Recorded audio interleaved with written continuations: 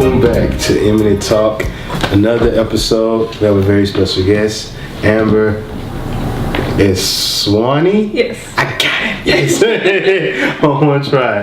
A very, very talented person here. Before we get into that, I have to give a shout out to Live Out Loud Studios, making this happen. If you need any engineering work or any rent space, videography work, photography done, definitely check them out. We have a link at the bottom.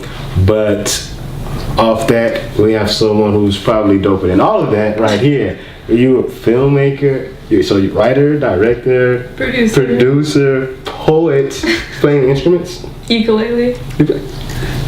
Ukulele? You don't get that very often. Really? Can you play other string instruments as well, or just ukulele? I used to play guitar. I'm like decent at it. What about bass? I've never tried bass. Always wanted. You look like a bass player. Bassist. A good friend of mine is a bass. I have two good friends that play bass. So if you ever come to Houston, you can join the band. Cameron's getting a band together anyway. But tell me, how did you get into filmmaking? Like, what did you always have a passion for, or is it something you kind of like stumbled into? Yeah, so I've always been interested in art, like since I was a kid, and I feel like when I like trace it back, it's from like when I got into storytelling when like my grandpa used to tell me bedtime stories. Like he'd tell me about like the hat peddler who like stacked a bunch of hats on his head, and he like it's like this book, but like then these monkeys started to come after him and like get the hats, and he told me like Red Riding Hood and like basically like folk tales. He would read those to you, or he recited from memory? From memory, he would That's say dope. like every night, like when he lived with us.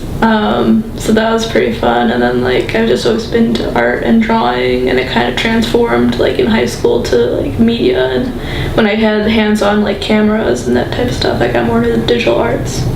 Is your family into art as well, or is that something like kind of just a relationship specific to you and your grandfather? So my grandfather was like, he did a lot of woodwork, so he like made like little miniature figurines, like he made a lighthouse, like a ship. And then my uncle, he's a painter, like he's a famous painter in our community. He does like portraits. He did one of our religious leader and like a bunch of other people, and like he's very well renowned. He actually made a painter for the governor, Bruce Rauner, and his wife. I took photos for them. But yeah, he's a really good painter. And then on my dad's side, my aunt is also an artist, and she teaches like painting classes and all that. So like we're artists on my dad's side. Yeah. Also, your dad's side is the art side. What about your mom's side? Mom's side, my mom used to be into fashion. Like she studied like in Pakistan, she studied like home economics and then fashion, but then she went into nursing. So they have that, but it's more prominent on my dad's side. And then my younger cousins now are getting more into art too. Like my cousin Sonia, she's doing like poetry, and my other cousin, like she's getting into like writing music. Do they like get really excited when they do something and like be ready to show you? Like, Amber, look at this. Check it out. They're like to themselves, like they just post it on social media. Oh, that sucks. They're really excited to hear about my film though. They're like, this is really good, Amber. Like this is like a stepping stone for us. So let's talk about going to your film. The title is Fuzzy Legs. Fuzzy Legs. Yeah. And it's about a little girl. Yeah. Well, go ahead. You can explain it better. Go ahead. Yeah, it's about a Pakistani American girl who starts her first day of middle school. And she goes to gym class, and she has hairy legs. So that's like I'm sorry, it's kind of funny. It is. What is it a comedy?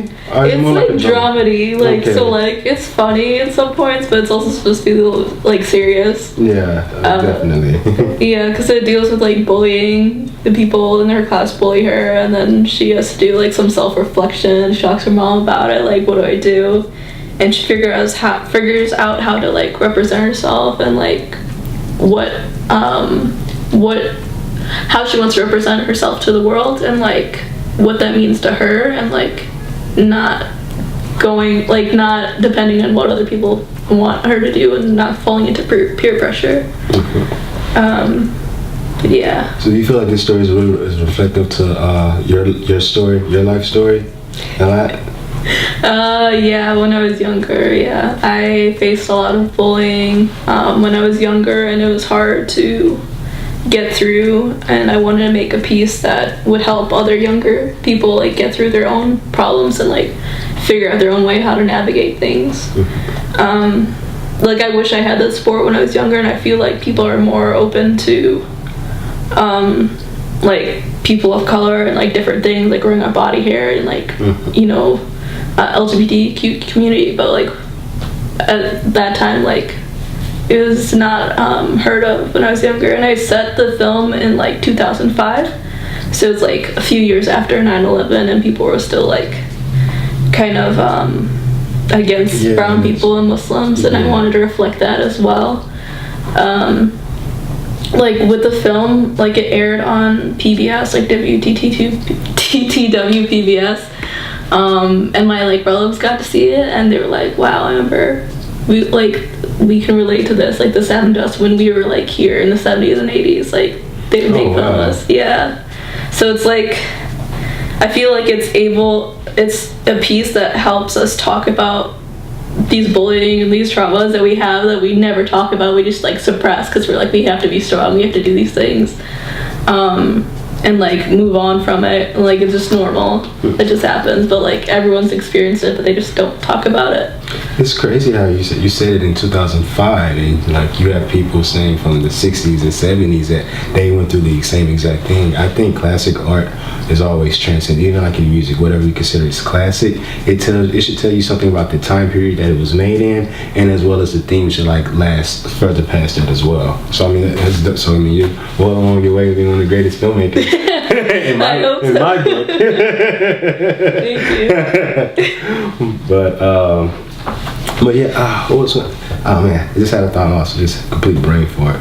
But what's your favorite genre of movies to make? Like, do you like comedy to kind of ease the tone, or do you like, is it documentaries? So you did a lot of documentaries when you were in college. I'm still figuring out. Like, I did a lot of documentary production in college, and like that's why I learned like basic storytelling, interview process, and like taking B-roll and all of that. But I'm learning more about narratives now after college. I didn't get like that experience as much in college, so now I'm just kind of learning on myself, and like with the program that I was in, like narrative storytelling. But I'm learning more so, and I want to tell more like real stories, like dramedies like this. But like in college, I made a lot of like spooky movies or like murder mystery. Oh wow, that's how my brother is. So me and my brother are working on a script, and it's every time we're sitting down talking about something, we need to add a new character in or something. It's always so dark. I'm like, bro, what is wrong with you? What is your experience in life? I'm trying to have something lighthearted. Yeah. He's always like, okay, so we have this black market group, right? I'm like, no. This is dope. So I guess you feel like you're just kind of like diverse in your filmmaking. There's no particular genre you stick to. Do you feel like people hinder themselves by doing that? By sticking to one genre, no. Like, cause they like perfect it and they get it really well, and then I feel like for myself, that's what I want to do. Like, I want to get really good at one thing and then move on to another, so I can hit another audience. That's a great answer to not offend anyone. Well, no. Like, I feel like I don't follow, like, I like the like directors I follow the most, like they're animated, like Hayao, what's his name? Mamoru Hosoda. Like, he does like animated films, and like I like animated films. I know I'll always watch those. Like, they're great. They take years to make. Like, that's like wonderful. But like as far as other types of media, like I don't see people making the same sort of content over and over unless it's like commercial or romantic comedy to make film, or like action film, and then I don't. Do you watch anime? Yeah. What's your favorite anime? What was it? Fushigi Yugi. I've never seen that. It's like an old 80s anime. This girl, like, she It's like, it feels like Narnia and a mix of other things, but like she opens up this book in like the forbidden section of the library, and it like takes her into another world. Oh, that's pretty cool. And like she's in like what, 1800s, 1700s China. And it's a female protagonist? Yeah. Oh, there's But like she's like what's it called? People always have to come and save her. oh, like a damsel in distress. Yeah. She's like a bit of both. But it's just fun to watch. Yeah. Do you like you ever watch like Naruto and stuff? No. I've been watching Inuyasha lately though. Oh really? I used to watch Inuyasha when I was a kid. That was one of my favorites. I watched that every night. I'd stay up late to make sure I catch it on like Adult Swim when it came on. Yeah. Yeah, they would wake me up like super early in the morning. My mom would be mad. Y'all gotta go to sleep. You gotta watch Inuyasha. How deep into it are you so far? I'm on the second season now on Netflix. How many seasons? I don't remember how many seasons it was. I thought it was just one. It's like, they had like Inuyasha two seasons, and then they had like a bunch of other types of Inuyasha I have not gotten into yet. Like they said Inuyasha this, Inuyasha that, like Pokemon Red, Pokemon. Oh, really? I don't remember. See, I don't. Funny thing is, I don't really remember how it ended. But I remember watching it all the time, like, cause who was it? Wasn't it Kagome? That's her name, right? Kagome, and you know, it's sort of. I guess this kind of transitions to my next question, because I think you kind of like shows that has a female protagonist, and one of the things we talked about earlier is like you're really into feminism. So how do you reflect that into what you do? And the same thing like with Fuzzy Legs. Do you feel like you're always trying to portray like a different aspect of like feminism or like women empowerment in what you do, or is it more so just something that's personal that you keep in? I feel like it's a bit of both. Like I want to reflect women in media, more so, and women of color in media, because like it's starting to become more popular now, but like I want to be a part of that movement as well. Like with my own film, I wanted to make sure the main character was portrayed correctly, because she's South Asian, she's Pakistani American. And through the casting process, even like I had problems like with the casting people. Like we went through a casting agency, and like I didn't see the casting list that they put out like for people to read, but I saw like on some Facebook group, and like the first thing they said was Middle Eastern, and then it said like Asian and then South Asian.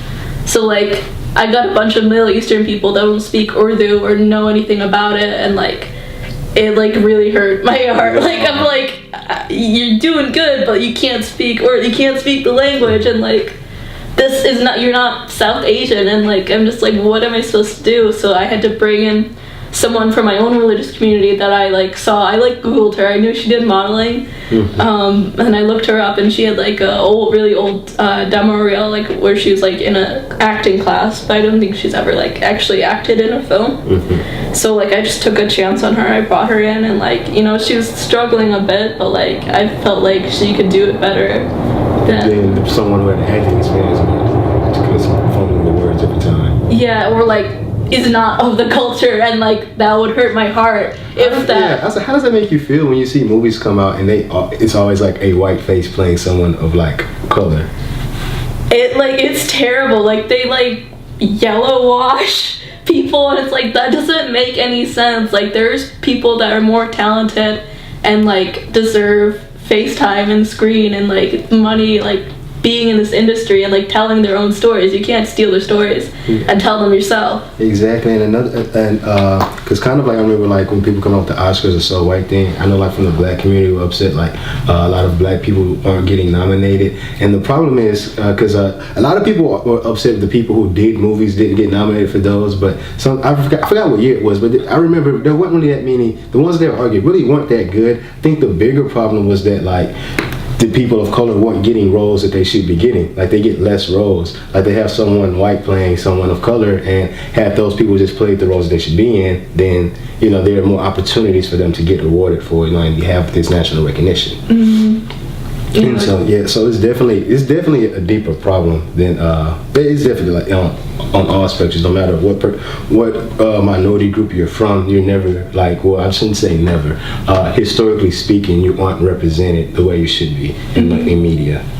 Yeah, I find that a lot of people now are making web series and like doing their own thing to make sure they are represented, and then they move forward. So like we have to go through all these different rounds to get to where we want to be. Like we have to like, you know, get our money. But yeah, that's exactly what we're doing. That's how I got started, because I was just like, I just kind of want to do my own stuff, kind of build it from the ground up, and eventually, get a foot in the door. But like, yes, you're right. I come across, I guess in Houston, not so many people are really into media and film like that. I think it's mostly like models and fashion and rappers for that matter.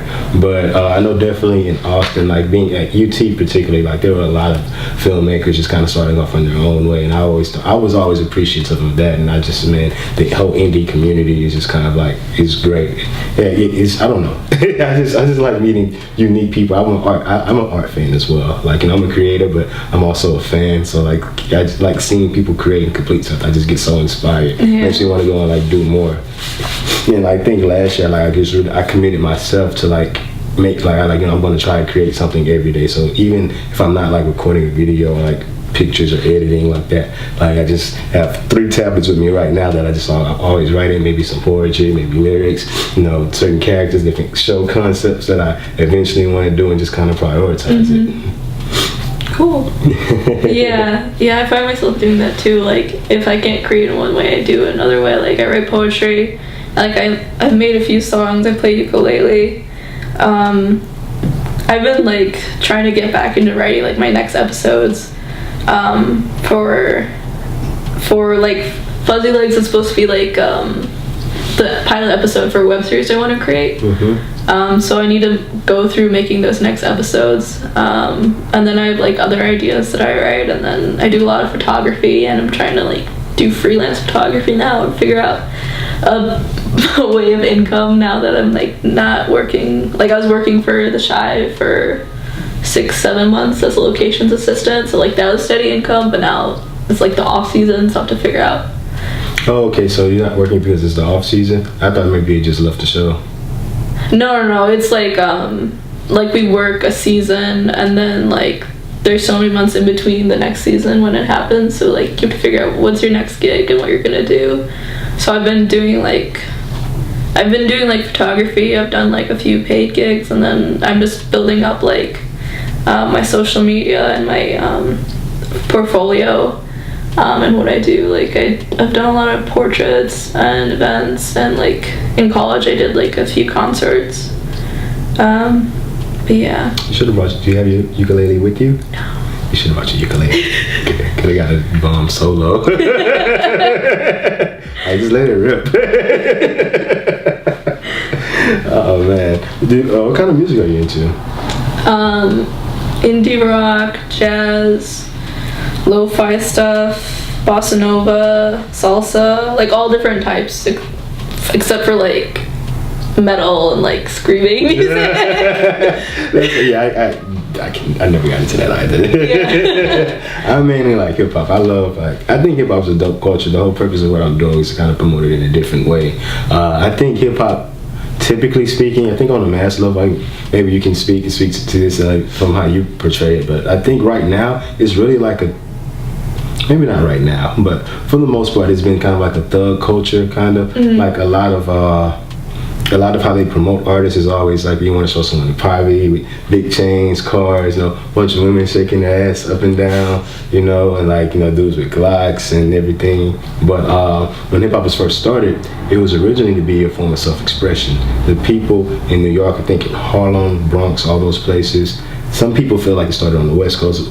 Regardless of the origins, it's always kind of the same. They wanted it to be a form of self-expression, and the idea of a freestyle, like coming off of your head, because freestyle is deeper than just rap. People that can freestyle dance, you can freestyle music, and that was a real big aspect of what people want to incorporate in hip hop. And it's kind of like, it's really stress relieving when you think about it, just kind of like just being in your own zone, just kind of like going. Yeah. Like, because I know personally, I kind of rap to myself at times. I just be laying in the bed, song comes on, just start nodding my head and just, it's Esco on the floor. have a whole different rap persona, but it's for another time. Yeah, I get that with music too. Like sometimes you just play around the chords and it just makes something like happen. And it's just releasing energy and like. Do you consider yourself a music artist? No, I feel like I'm amateur. Like I always wanted to start a band, but it's always been like in the back of my head. We can start a band. We can start a band if you bought it. What that mean? This is a digital era. Hit record, send it over, we can get it done. Okay, I guess we're getting close to the end of the interview. Mm-hmm. I guess before we end up having to wrap things up, I guess I just want to ask you, first, do you have any questions for me? What kind of stuff are you into making? What do you do? So the first script me and my brother work on is an anime script. Mm-hmm. So that story is about pretty much, it's gonna be, I don't give too much, but I want it to be a story reflective of a black experience, but still kind of in the shonen aspect of anime. And so it kind of deals with a lot of stuff that blacks deal on a day-to-day basis, but it's still kind of like a superhero story of this black child being like kind of chosen, not really kind of knowing his history, where he came from, and he's kind of learning that as he's going, finding out his potential, kind of the background of that. Also, like you, I want to do a series of documentaries over like just different aspects of like things I felt like kind of helped shape hip hop culture, and it's not necessarily centered around like rap. Like there's this guy from Texas who's like the first rock musician who toured in Texas. First, did I say black musician tour in Texas? Because that's so he's like the first black person to tour in Texas, and I thought that was a dope story in itself. So I want to do documentaries of that. We want to go to like some small, like Cameron has like some people who his family lives in small towns in Texas. They have their own culture of like different clubs and things. We'll probably eventually do that as well. So I guess my whole thing is really just kind of help redefining what hip hop culture is, and kind of going into that, because I think a lot of people like minimize it to just the music, but it's bigger and broader than that. And I want to kind of provide a platform for people who I guess in all, whatever your discipline is within the genre, to have a way of like getting it out there is the ultimate thing. Cool. Did I answer anything? Did I answer everything? I think so, yeah. I also do photography and stuff as well. So like I freelance photography, video work and stuff for other people. It's different, like sometimes that, like I enjoy that, but sometimes it feels like work when you're doing it for someone else, like someone else's vision, and like, okay, I'm just kind of doing this. When I just go out and like shoot on my own, like that's the fun stuff, like coming out here and shooting this. Like we did a short skit yesterday, you have to chop up, like all of that is fun. It just sucks. Like I don't say it sucks doing it for other people. I just don't think everybody's always that creative. And they just want you to do something basic, like, okay, cool, we'll knock that out. Any more questions? Do you have any questions for me? I don't think we pretty much tackled everything. I guess. Well, before we go, I get your opinion on the Me Too movement right now. A lot of women are coming out talking about that. I know, like you said, feminism, like having a voice for women is something important to you. Mm-hmm. Do you feel like it's, well, how do I phrase this question? Not only do you feel, but necessarily, what are the benefits of having like a Me Too movement now, opposed to like being like in the 90s or so, when like a lot of things were happening and there was like no voice? And how do you think social media has helped with that? So I feel like the Me Too movement has really like helped us now to realize all the wrongdoings and like misogynistic things that are happening, like in the entertainment industry, like any industry, like any job. And like I feel like social media has really helped spread that message that like you're not alone in this problem, and what's happening to you, it's happened to so many other women, and it has to stop.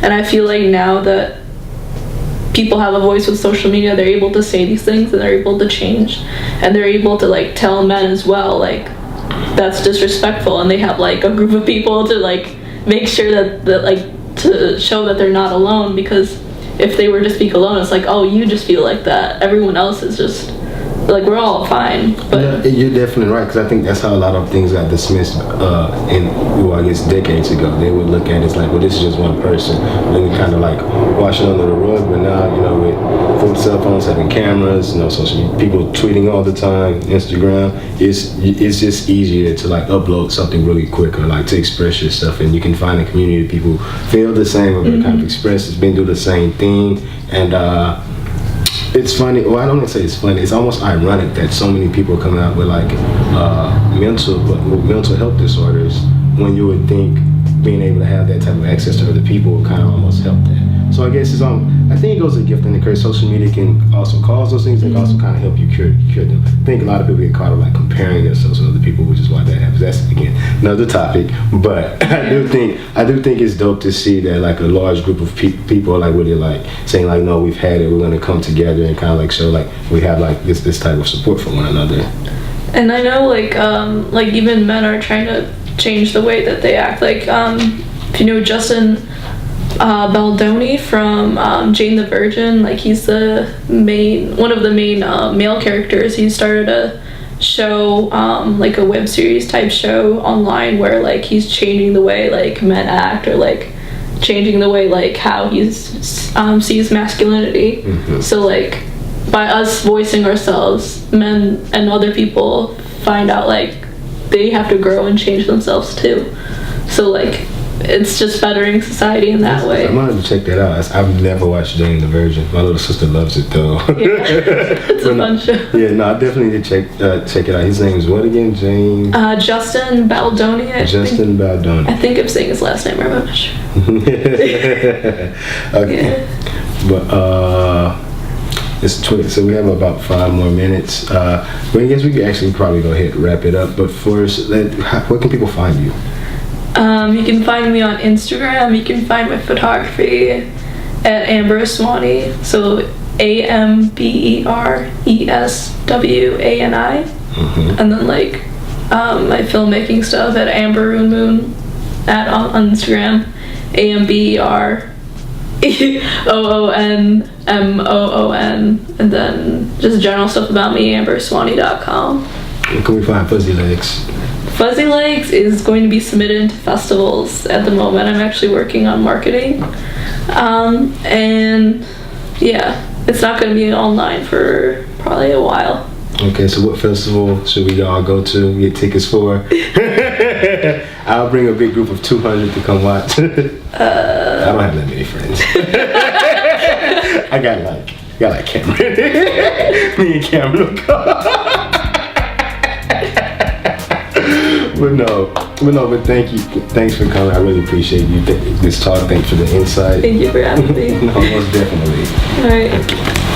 And this is when the music plays. Da, da, da, da. Actually, that's not